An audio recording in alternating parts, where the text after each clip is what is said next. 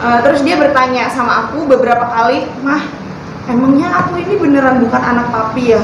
Kalau aku bukan anak papi, aku anak siapa?" Kayak gitu. Itu kan aku kan sebagai ibunya bingung jawab.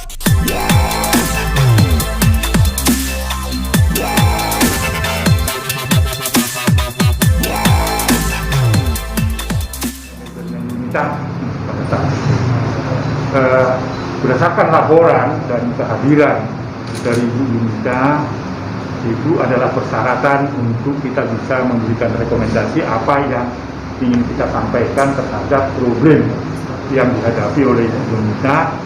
Dan saya juga tadi sudah dipertemukan dengan anaknya, dan nyata bahwa anak itu ada, sehingga kami percaya bahwa perlu ditangani dengan baik. Sikap Komnas Perlindungan Anak secara tegas, karena Ibu Yunita dengan Daus itu sejak melahirkan, atau Ibu Yunita melahirkan anak, Daus dan Ibu Yunita mengumumkan secara kepada publik secara bersama-sama, dan saya juga mengetahui ada anak beliau itu dari keterangan-keterangan pers yang diumumkan secara publik. Jadi artinya anak Ibu Yunita saat ini adalah tidak diragukan lagi dan tidak perlu dipersoalkan, karena anak yang lahir itu sudah diakui dan dipublikasi oleh Yunita dengan Daus kepada publik. Jadi tidak ada masalah di sini.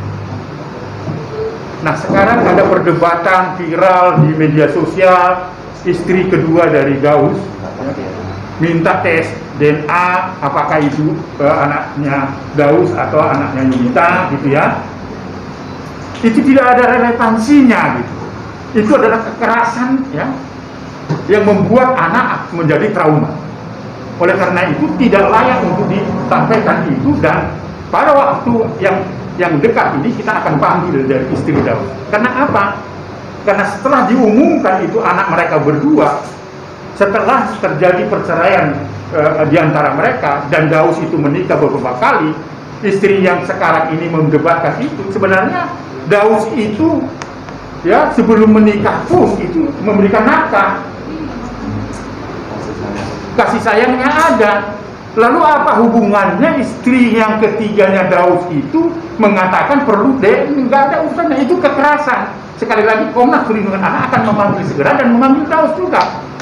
Daus itu juga harus mengatakan bahwa, ya, bahwa itu anaknya. Jadi artinya istri yang ketiga mengatakan itu, apakah ada diskusi antara Daus dengan istri ketiga mengatakan itu, kan itu harus menjadi persoalan.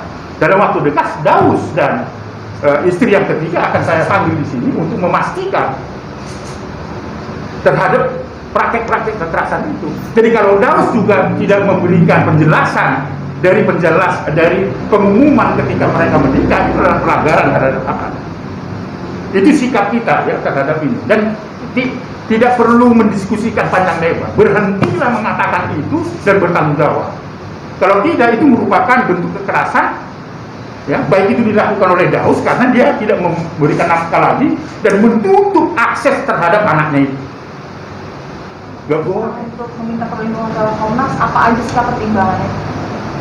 Pertimbangannya yang pertama, sudah jelas ini sudah bukan lagi permasalahan antara orang tua, ya, antara saya dengan Daus, tapi sudah menyangkut kehormatan anak saya, karena anak saya juga pasti bertanya-tanya di dalam hatinya kalau misalnya dia akan dites DNA, pasti dia bertanya-tanya apakah dia anaknya papinya atau bukan. Terus nanti dia akan tanya, papa saya ini siapa sih sebenarnya, gitu. Dan ini untuk masa depan Ical juga, supaya tidak menjadi cibiran orang atau hinaan orang, gitu. Seperti itu. Pak, kalau boleh tahu sekarang usia berapa anak? Abang Ical udah 9 tahun. 9 tahun. Nah, sejak kapan sih nggak diberikan nafkah oleh Daus? Bulan September 2020. Oh, sejak Desember itu. Tapi Iya. selama ini dia selalu memberikan nafkah. Alasannya apa? Kenapa tiba-tiba berhenti memberikan? Itu tiba-tiba menghilang, Mbak, di telan bumi. Jadi semua akses itu diblok, kayak Instagram, WhatsApp, dan lain-lain. Intinya ini si anak tidak bisa lagi menghubungi bapaknya. Benar-benar hilang gitu aja tanpa Benar-benar alasan. hilang tanpa alasan. Nah, aku sempat tanya sama ibunya Daus atau neneknya Ical. Neneknya bilang kalau yang ngeblok itu bukan papinya Ical sendiri, kayak gitu. Dikasih siapa Mbak indikasinya? Indikasi siapa yang memblok? Kemungkinan istrinya. Sejauh ini perlakuan apa sih yang didapat Ical dari istrinya Daus yang ketiga ini? Ya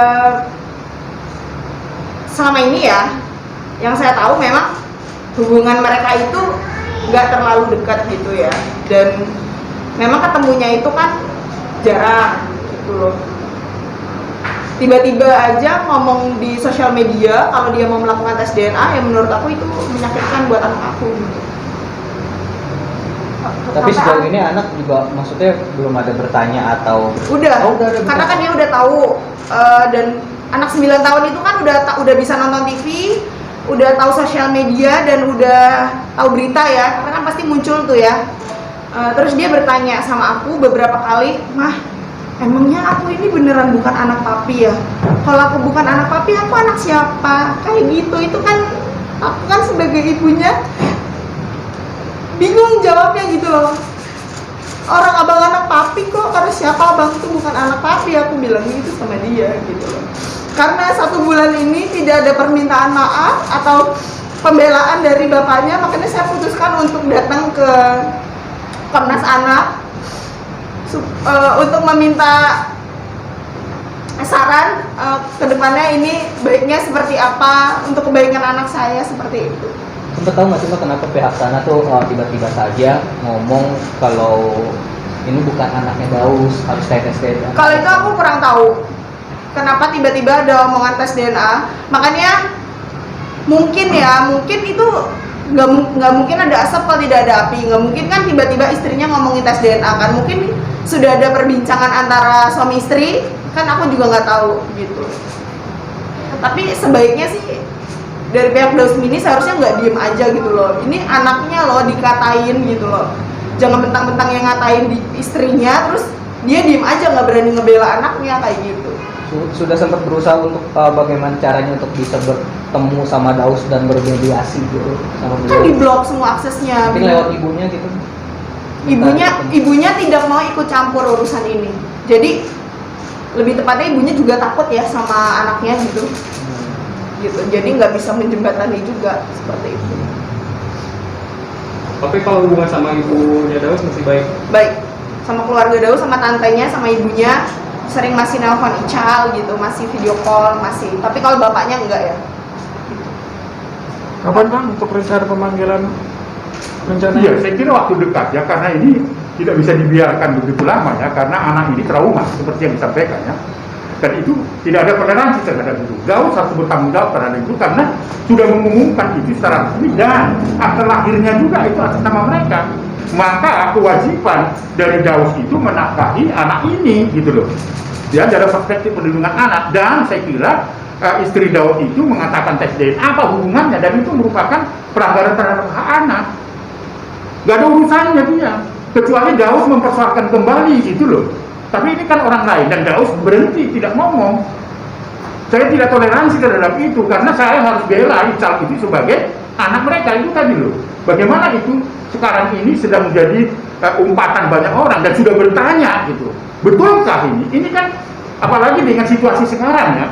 Daus dalam posisi seperti ini kan orang akan bertanya-tanya dan itu menjadi konsumsi dari teman-temannya sendiri.